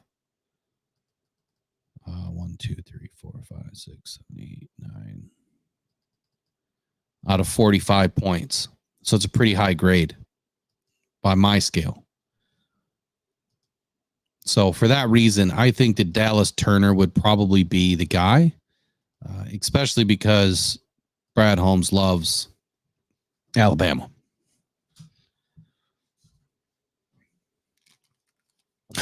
Bob, Hutch and Verse have short arms, match made in heaven. You must be listening to me too much, man. I always talk about the arm length, but it does mean something, man. It really does. It's really important. You've got to have a lot more to offer. You know, if your arms are a little bit, you got to make it up somewhere. But Dallas Turner, don't worry. He's got 34 and 3/8 inch arms, 83 inch wingspan, and 10'7" broad, a 40.5 inch vertical. The dude is just insane. Now he could add some weight. He's only 6'2". He could add some weight, and I don't think that's going to be hard to do in an NFL program at all. I think that, you know, he'll be able to add, you know, whatever weight that he needs to add, or lean muscle, you know, and get rid of some fat if he's got, you know, any fat on him. I don't really know. So anyway, there we go. Dallas Turner to the Lions. 2 Alabama guys coming off the board back to back. And that is your Detroit Lions first pick in the 2024 NFL draft. So what would you guys say to that? I mean, we're giving up a first round pick in we're giving up a second round pick in 2025 and swapping some third round picks and then adding a fourth round pick. I think that's what I did, right?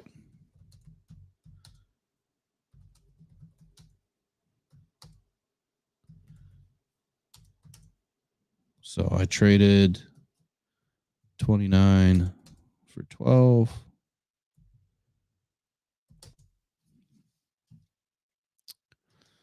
And the rest of the picks. Okay. All right. So next on the clock, we've got the Raiders. And now Turner's not in the B gap. He's definitely outside tackle. Yeah, let me pull something up real quick. Let me look at somebody.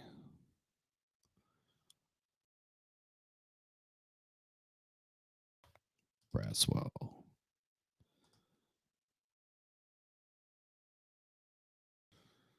These guys are all outside the tackle. I don't know why I said B gap. I must be thinking of defensive tackle.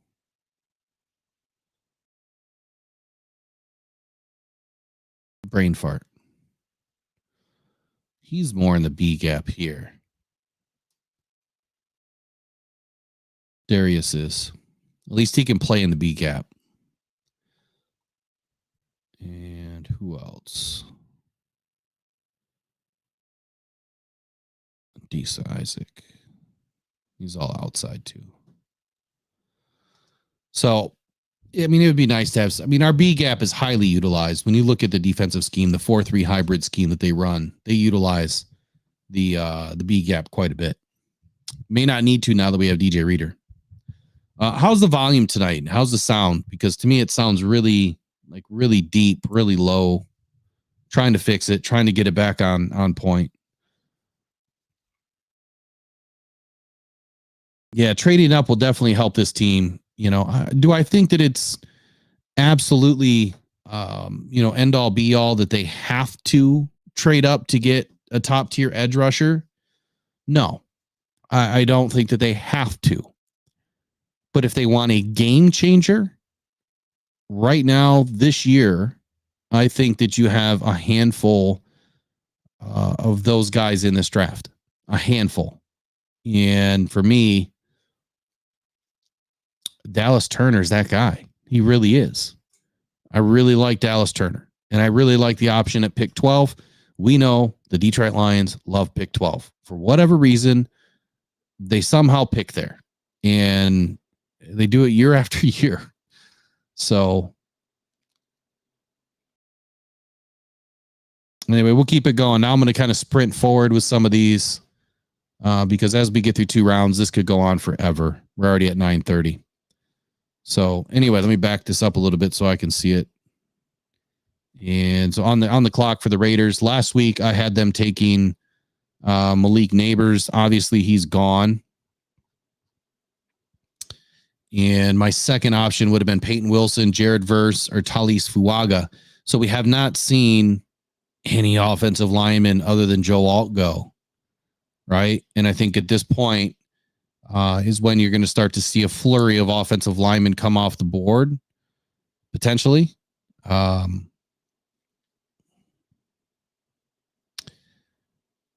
honestly wouldn't be surprised if they try to move up, but I just don't know what the Raiders are doing. Like I said last week, I have no idea what their identity is, and that's why it is so difficult to figure out what in the heck they're even thinking about doing.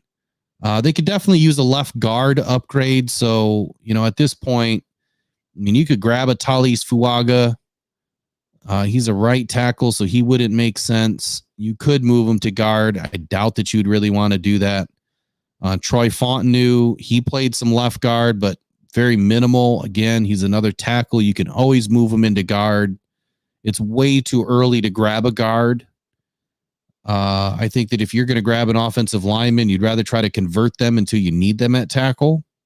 But with Jared Verse still on the board and the fact that the Lions just moved up, I think that this is where the Raiders go. I think the Raiders grab Jared Verse.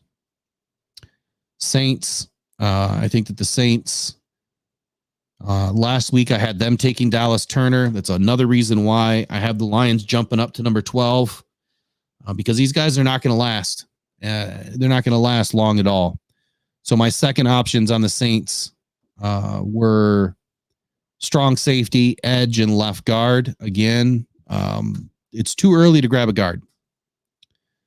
In my opinion, it's just too early unless you're grabbing, Powers, who can play both. But I think he's going to come in as a straight center. So with edge, left guard, and strong safety as my options, and the two best edge rushers are now off the board, they could go with Latu here and make it 3 in a row. But they just added Chase Young. And they added Brian Bresee last year. So I would say edge rushers off the board, defensive tackle, possibility. So now I'm back to strong safety and left guard. This could be an opportunity for Cooper DeJean to get his name called. I do believe that Cooper DeJean could be rolled back into a safety position. I think that he projects higher as a safety. I'm not sure that other teams feel that way, but we're going to go with a safe bet here and go Talis Fuaga, best offensive lineman on the board, and convert him to a guard for now. Colts. So I think for the Colts last week, I had the Colts taking Cooper DeJean. Obviously, I still feel that that's a good fit. And then I had wide receiver and offensive lineman as options. And now that offensive linemen are starting to thin out, I think that this is where they'll probably just go ahead and address their offensive line too. And we'll take Troy Fontenot to the Colts, even though I do like Cooper DeJean here. I really think that if teams are smart, they're going to be picking offensive linemen before anything else, in my opinion.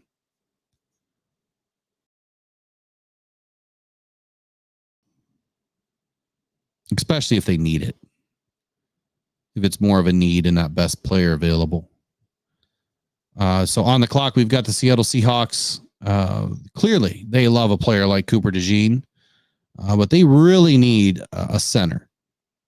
I think that the most important link in the chain, on the offensive line is the center position.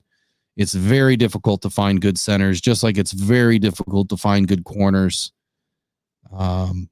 They do need an edge rusher. They do need a linebacker. I don't think that Peyton Wilson comes off the board this early. I really don't. But having a two-way player like Cooper DeJean, who can play up and down, is intriguing. But with Jackson Powers still on the board, I'm going to hold tight here and say that the Seahawks go ahead and add Jackson Powers. Yeah, good point, Tracy. Tomorrow morning, Rocked On Syndicate. That's where the morning show will be. Let me put this on the board here. If you guys would like to subscribe to at Rocked On Syndicate, the morning show will be there. Matter of fact, it reminds me, I gotta get the topics in. Give me 1 second.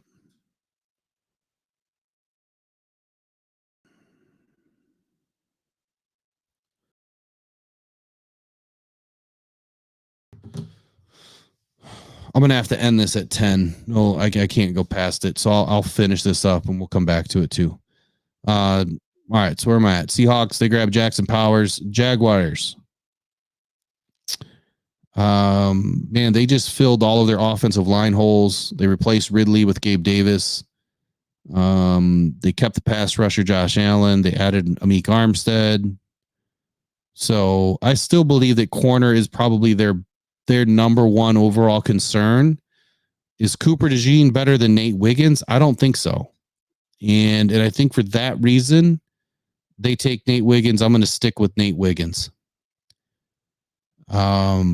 Bengals. Last week I had the Bengals taking Fashanu, but they also really need some defensive line help. And this is where I thought that Johnny Newton would come into play. Middle of the pack. They just lost DJ Reader. And Johnny Newton is still on the board. Graham Barton could be available later. I doubt he'll be available for their second pick. But now I'm going to switch it up and go Johnny Newton to the Bengals to replace DJ Reader. So it's a need, and it's obviously best player available. Rams really could have used Johnny Newton. Obviously, Aaron Donald just decided to retire. Last week, I had Jared Verse going to the Rams. He's obviously gone. I had Johnny Newton as an option, Talise Fuaga as an option, Latu as an option, and Brian Thomas as an option, all pegged to the LA Rams. I think that, with the fact that they still need a defensive lineman, that Byron Murphy goes 1-2 here with Jerzon Newton and Byron Murphy back to back. And the Rams take care of their defensive tackle position for the future. Now that, that's like Aaron Donald number 2. Byron Murphy is a complete animal. And he does remind me of an Aaron Donald. I just don't know if he's going to be anywhere near as good as an Aaron Donald.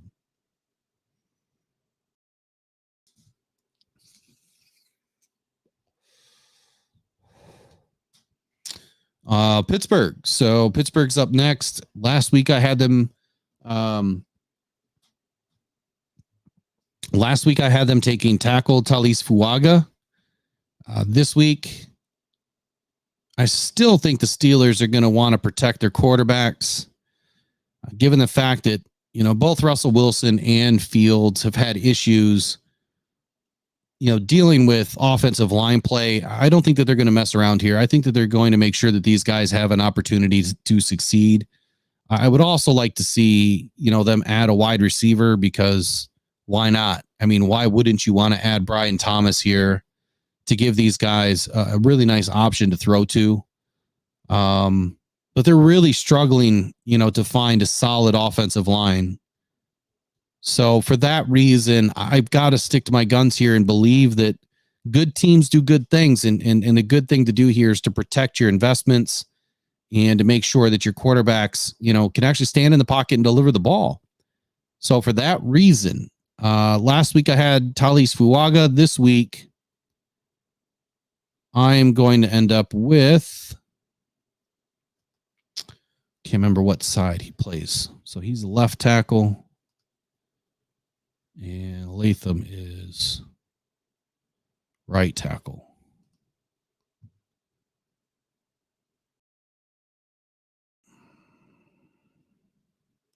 So I'm going to go with left tackle. Obviously, Dan Moore is my note here on Pittsburgh.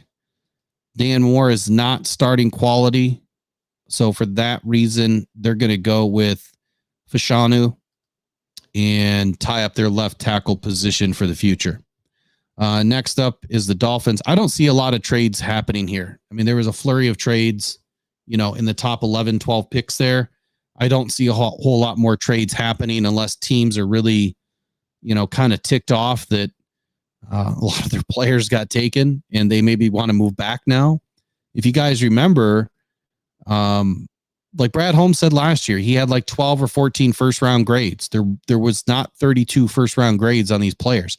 I believe the same thing in this draft. I don't believe that there's more than 15 or 16 first round grades on these guys. I don't think that it's as good of a draft as it was last year by any means. And I don't think that the quarterbacks are near as good as what they were last year. And last year was pretty bad. Let me take that back. I think that some of the quarterbacks last year are pretty good. I thought that last year was terrible too. But CJ Stroud and Hendon Hooker, if he was healthy, I thought would have been the best quarterbacks in the draft. This year, between Caleb Williams, Jaden Daniels, JJ McCarthy, Drake May, I think you got 4 pretty solid quarterbacks that all have prototypical size, good arm. They can all move. There's just a difference between, that style of a quarterback and what we were seeing last year. Last year, we just seen like smaller quarterbacks, unknown quarterbacks, like Will Levis, like just not exciting. This year, hopefully that's not Drake May. So anyway, Dolphins. Last week I had Graham Barton to the Dolphins. They need to protect Tua. This is a deep offensive line draft, at least through the first, 45 picks. And they did pretty well in free agency. They could probably use a defensive tackle too, but there's really not a defensive tackle that I would take right here. At least there's nothing, crazy exciting. So I'm going to say that they're going to go ahead and stick with Graham Barton. I think Graham Barton goes to the Dolphins. For the Eagles. So Eagles last week, I had Layatu Lati. The Eagles brought back a familiar face in CJ Gardner-Johnson, obviously to help the back end of the defense. He's tied up for 3 years. Their defensive backfield was pretty miserable last year. And I think that they're probably going to want to make a difference here. Now you have 2 ways of doing that. You either add to the defensive line, which they've already done, or you add to the defensive backfield, which they really need to do. So for that reason, I could see Cooper DeJean becoming an Eagle, learning from CJ Gardner-Johnson, insurance for CJ Gardner-Johnson should he get injured, but also somebody that can play, up in the box or as a cornerback, up in the slot, wherever you want to put him. I think that he would be a great option. Now, correct me if I'm wrong, but Hassan Reddick I had last week, I said that he was more than likely going to be traded out of Philly, right? And he's gone now. Where did he go? I can't remember now. Did he go? Where did he go?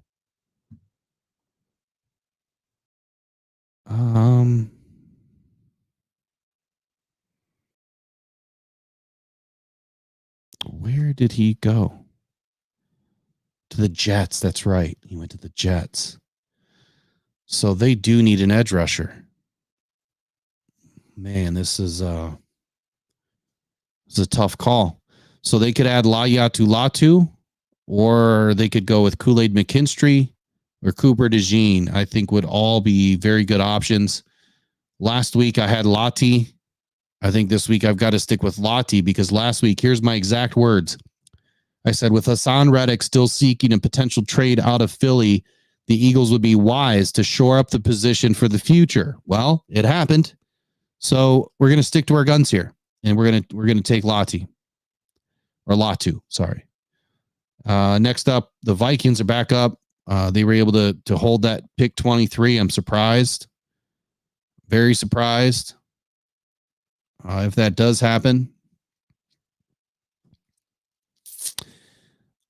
Last week I said I'm not expecting the Vikings to be picking here at 23 with the expected move to move up the board.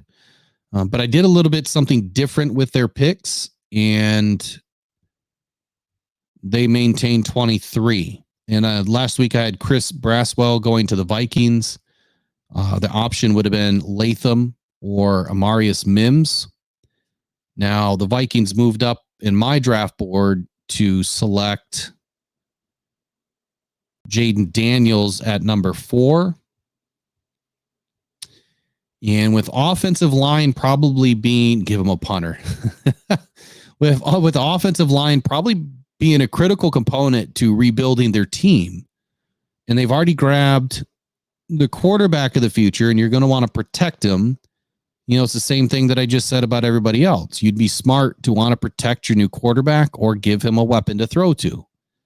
So you have Brian Thomas Jr., which you don't need because you've got Jefferson.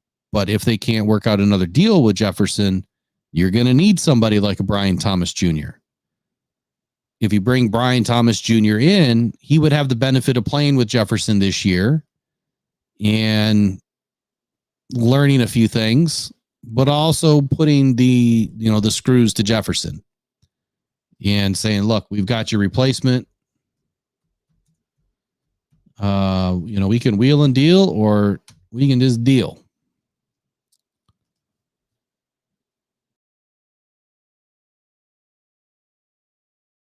Yeah, Justin Jefferson right now, still on that rookie contract, but in 2024 he's set to make $19 million in cash. It's a pretty good year. All right, so I'm going to go ahead and keep the offensive line floating because they have Justin Jefferson for at least one more season. I'm going to go ahead and give the Vikings Latham, I think is where I'm going to go. Dallas Cowboys. Now I'll give the Cowboys a punter. Absolutely. Last week I had Amarius Mims heading to the Cowboys, right tackle. They lost Tyron Smith and their center in free agency. They could also use a receiver, which is more of a luxury pick, and I believe that that's right up Jerry Jones' alley. Like, I think that he could care less about Dak and probably grab a luxury pick, which would be Brian Thomas. I mean, let's just be honest here. You're not going to take a running back. It's too early. You can grab all your running backs you want in the 3rd round. They grabbed a running back last year. I think it's offensive line. I think Jerry Jones will wise up. Not really. Remember, he wants him some glory hole, whatever he was saying. So I think we'll stick to Amarius Mims here. The other option is Tyler Guyton, who I really like.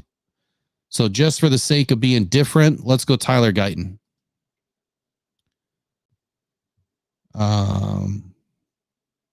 Green Bay. And they really missed out on the top dog safety last year. With Cooper DeJean sitting here, I almost feel like it's a match made in heaven for them. They're going to think that they're,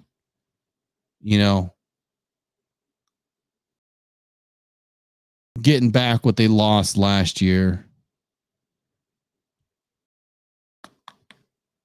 So last week I had JC Latham. They do need some offensive line help big time, though. But I almost think it's too rich for them to pass on Cooper DeJean, especially when there might be some options. Where are they picking next? They got 25 and 41. Wow, they got a lot of picks. Yeah, they're going to take Cooper DeJean. Let's see, Tampa Bay. Tampa Bay is up next. Last week I had them taking Jerzon Newton, so Jerzon Newton fell quite a bit. But they also just lost their corners, right, in trades with the Lions, or at least a corner with Davis. So I think that that's who they're probably going to address early, would be addressing the defensive back room. They had one of the worst defensive lines last year. They had the 31st worst offensive line. So that would make me, guess that that's where they're going to be taking. their first pick. But when you look at what's available, you either have Amarius Mims, not a bad option, or you go defensive back and you're probably going to take Kool-Aid McKinstry. Absolutely can give them a long snapper. That's funny. But to be in all serious though, I really think that they would more than likely take Kool-Aid here. I don't think that you're gonna pass on Kool-Aid McKinstry here, especially losing Carlton Davis. And if that happens, it happens. But I've got to go Kool-Aid, man. It makes too much sense. Even though their offensive and defensive line were terrible, there's really nobody on the defensive line that you can pick right there. And offensive line, with the picks that they have remaining, they're going to be just fine. On the clock for the Cardinals here. Last week, I had the Cardinals taking Brian Thomas Jr. And like I said last week, I did not expect them staying put at any of their picks. They're going to be moving all over the place, is my guess. So they're going to have a lot of luxury picks. Now, they added a top flight linebacker in Mac Wilson in free agency. Let's see here. Their defensive line needs a lot of help, though. A lot of help. But something tells me, let me see. They took Marvin Harrison. I don't think that they're going to double dip. Last week I had them double dipping, I think. This week I don't think they're going to double dip. And you got Zach Frazier sitting there, TJ Tampa, Saint Restrill. Braden Fisk is an interesting option right here, but then you got Chris Braswell. So I think that they're going to address D-line here and pass on Brian Thomas because they've already got Marvin Harrison Jr. I'm going to go ahead and take Chris Braswell to the Cardinals. Next up, we got the Bills. Bills are on a rocky relationship with Stephon Diggs. Yeah, Bama's all over the place, man. All over the place. They got a lot of great players in this draft. So the Bills obviously need a wide receiver. I had a Donnie Mitchell headed to the Bills last week. But this week, that's going to be Brian Thomas Jr.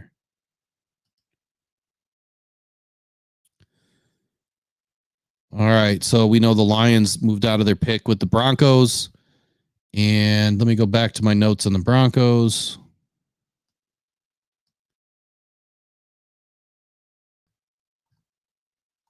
So with the Broncos here, the Broncos have holes everywhere, like I said. Certainly need a quarterback for the future. And they still have an option to take one here at the end of the round. They still have an option. They have Bo Nix and Michael Penix. Where's Penix? Here, let me just filter it a different way. So at this point, I mean, it almost makes perfect sense for them to take a gamble on a Bo Nix or a Michael Penix. They've moved back. They've added draft capital. Bo Nix is available. Your other options is securing a tackle. They do need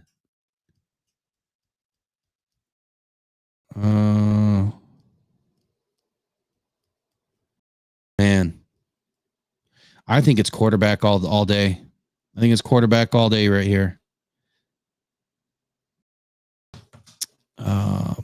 They do need a center though too. So do they wait until next year to try to grab a quarterback, thinking that they're just not going to have a great season, or intentionally not have a great season is the question, right? So I think they take Bo Nix. I think that's a no-brainer. Next up, you have the Ravens. Pick 20 or 30, sorry. So with the Ravens, let's see. I gotta pull up my other note.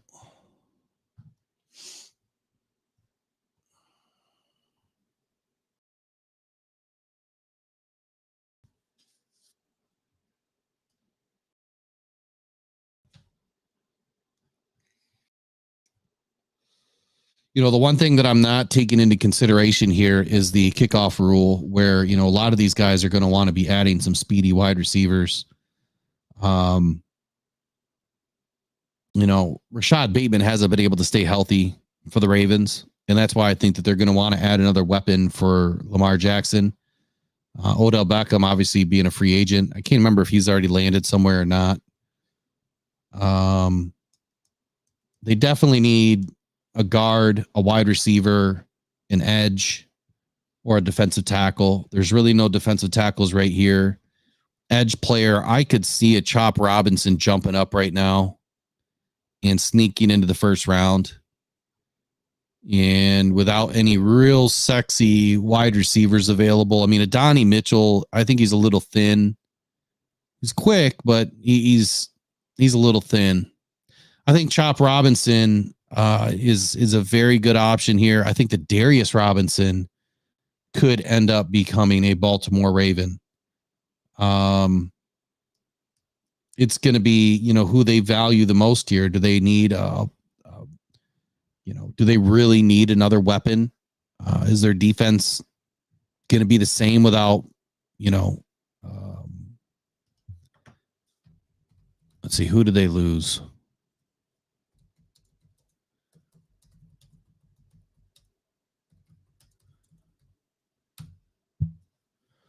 I know we grabbed their Kevin Zietler. They lost 3 starting offensive linemen. That's a big problem. So that changes things. I'm going to go ahead and go with Amarius Mims here at pick 30 to the Ravens because they need offensive linemen.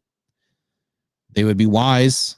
Now, obviously, they've done some things to help the situation out, but is it enough? And Chris Board is now a Raven, former Detroit Lion. Who else did they sign?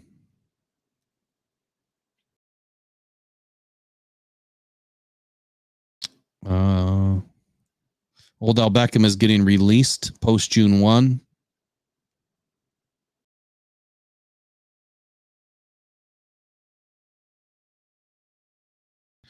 Yep. I'm going to go ahead and say we're going to take an offensive lineman to the Ravens. Not that I really care, but I mean, I'm trying to be honest with all of this and be informative too. Did they add Clowney? I didn't see Clowney on the list on the free agency tracker.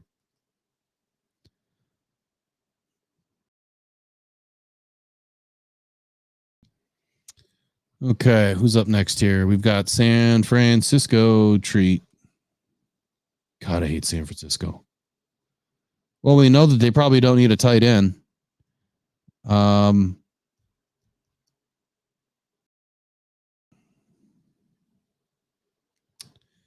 So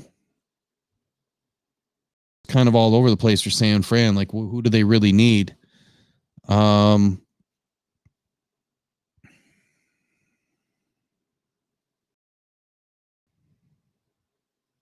They definitely they could really use a tackle, right tackle, or right tackle or right guard. So who do we got available for a tackle or a right guard? Or a tackle that could be a guard. You got Zach Frazier, who's a center who can play guard, absolutely. You got Jordan Morgan right here, who plays left side. It's going to be a tough move to the right, depending on his footwork. You got Sumatiaya, who's a left tackle. He also plays right tackle. So we're going to go ahead and take Suma or Kingsley. A little bit of a reach here, but they need offensive line badly. Kansas City, well, with the latest developments with Rashee Rice, who the heck knows what's going to happen? I don't see him getting a huge, legal issue here. I just don't think it's going to be that big, but it could still spell trouble for him with, suspensions and that. So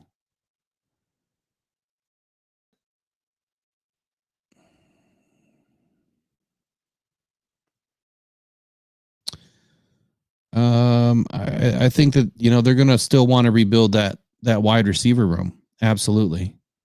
They still need somebody no matter what. So is it Troy Franklin? Is it Adonai Mitchell? Is it Worthy? Do they want speed? Do they want size? What do they really want? So Adonai Mitchell, 6'4", 196. I mean, the guy has the height. He's got the body. I think he makes perfect sense. Ladd McConkey completely tore it up. Last week, I think I had Ladd McConkey going to the Chiefs, 6 foot, 185, an extremely good slot receiver, undervalued. But I'm going to go with size here. I think that Kansas City is going to want to add some size, especially with the unknown with Kelsey too. I think that Kelsey's on borrowed time. His girlfriend's going to pull him out of football sooner rather than later. I mean, he's you can tell he's about done. Probably his last season.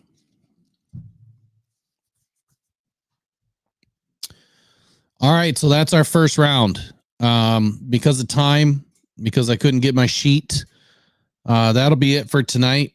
Please do us a favor and subscribe to the @RockedOnSyndicate YouTube channel. We'll be doing the Rise and Grind morning show there tomorrow morning, starting right around 8 o'clock in the morning. So new time, right around 8. Obviously, join when you can. I will do the rest of the round, and then I will post a video and just go through it all. I appreciate you guys hanging with me tonight.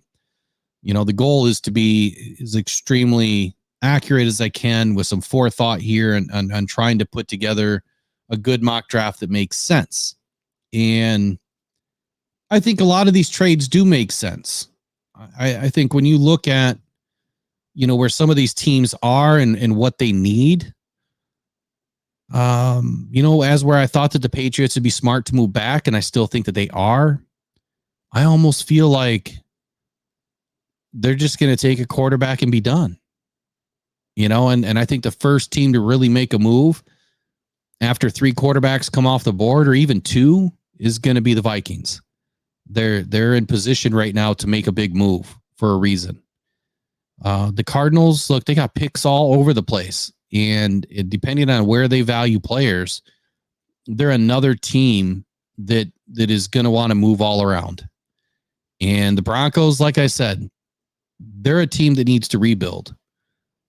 And they don't have a lot of money. So does it make more sense to move off of your picks to add more picks and just hope that you draft really well? If I were the GM, that's exactly what I would be doing. I gotta eat $89 million. How am I going to do that and build a team? Well, I have to bring in draft picks. And the only way I can do that is getting off of my pick. And 12 has always been a hot item, but more so for the Lions the last 2 seasons. So we're going to roll the dice again and hope that the Lions move up to 12 in this draft, shock the fans in Detroit, which, is going to be the best draft party ever. And we'll see what happens. So as far as draft party goes, I will be live for the draft party the night before. We're going to be doing our final mock draft. So tonight, I know I'm supposed to do a giveaway, and what I'm going to do is I'm going to randomize the number real quick, and then I'll go back and look through the chat. And before I forget, so I'm starting a raffle. It's going to be a 50-50 style of raffle. Anyone that's ever bought a coffee, anyone that's ever done a super chat, you will be entered. And based on what you've donated, you'll get X amount of picks. I'm going to create a graph, and then I'm going to shoot a video and tell you what the raffle is all about. But per YouTube rules, it has to be free to enter. It will be free to enter. But the way you will get more opportunities is by donating through Buy Me a Coffee. And if you buy, $5 worth of coffee, you'll get X amount of tickets, which will be, tickets into the drawing. And we use the randomizer here, and then we put everybody's name into it. And if your, name is in it 20 times, well, then you get 20 times. So you get 20 times, to get picked. And we're going to be doing an autographed jersey on the night before the draft. It's going to be one of 3 players, and I'll let you know when I shoot the video, but it'll be one of 3 players. All right, so how many people we got in right now? It was a lighter show tonight. About 45 people. Got to be live to win. Got to be live to win. I'm getting some stupid ads on this thing. You don't want my autograph. My autograph is not worth the stuff you wipe with, man. But that's funny. How would you feel if I sent you a jersey with my signature? Oh, that would be great. That would be hilarious. But you're right, though. I just said autographed. I didn't say who. That's funny. That is really funny.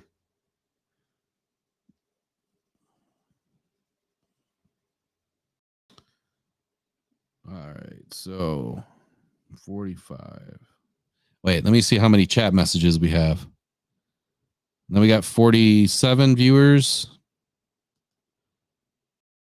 How many chat messages do we got? Give me 1 second here. I'll get this done. Why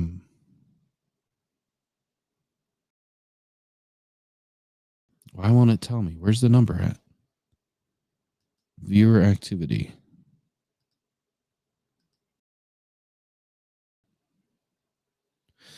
All right. We're just going to go 1 through 100. You guys know how it works. I'm going to walk it backwards. So I'm going to start at 10:09 p.m. with J-Rod's misdemeanor for Sutton, disgruntled Karen comment. And then we'll walk it back. So here we go. We're randomizing right now.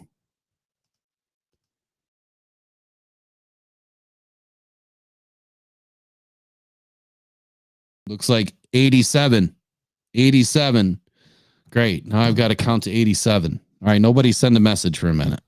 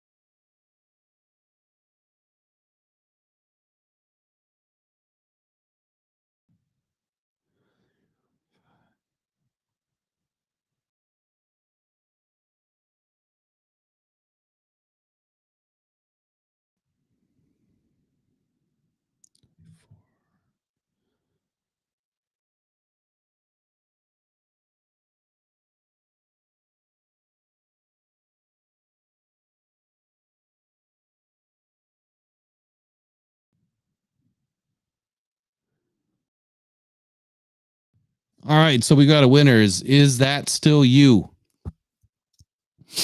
Is that still you? Are you still in here? Is that still you? Are you still in here?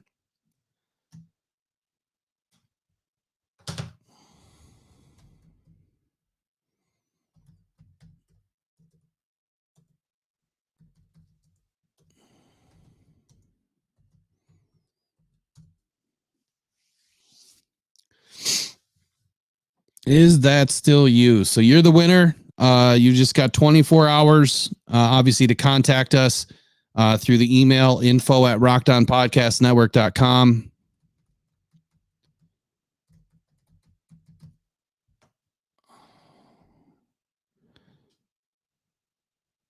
No, thank you. You don't want to win?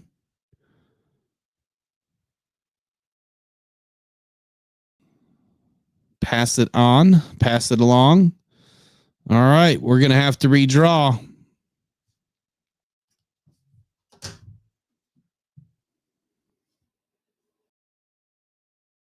Who doesn't want to win free stuff?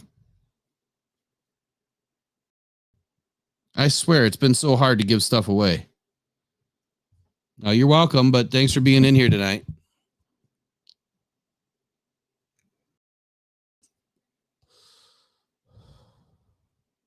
All right, instead of doing a re-random, I'm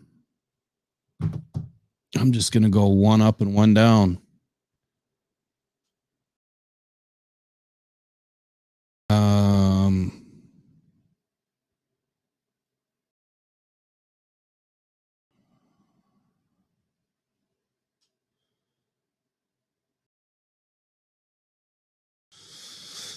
Jayster. So Jayster is the next one.